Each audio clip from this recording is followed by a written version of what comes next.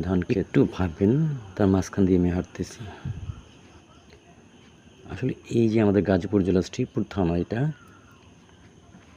কৃষকের মাথার ঘাম পায়ে ফেলানো ফসল। যে ফসল থেকে, যে ধান থেকে আমরা চাল পাই, সেই চাল দিয়ে ভাত রান্না করে আমরা ক্ষুধার নিবারণ করি।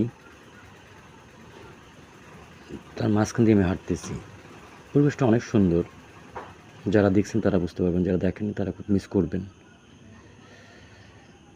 গ্রামের যে মনোরম দৃশ্য,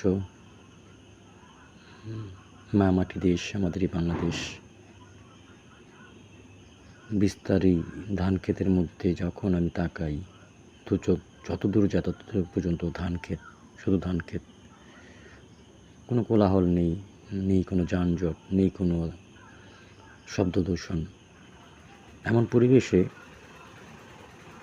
যে যাবে তারই ভাল লাগবে।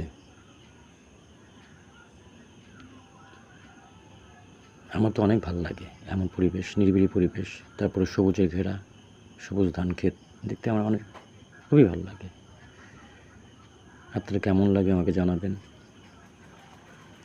আমি জানি আমার ভিডিওগুলো ভালো হয় না, চেষ্টা করি তবু আপনার মাঝে তুলে ধরার কিছু গ্রামীণ দৃশ্য।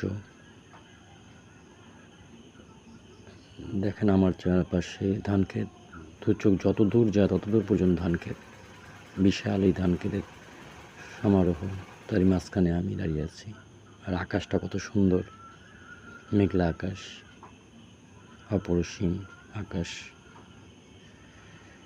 মন জুড়িয়ে যায় এমন দৃশ্য দেখলে।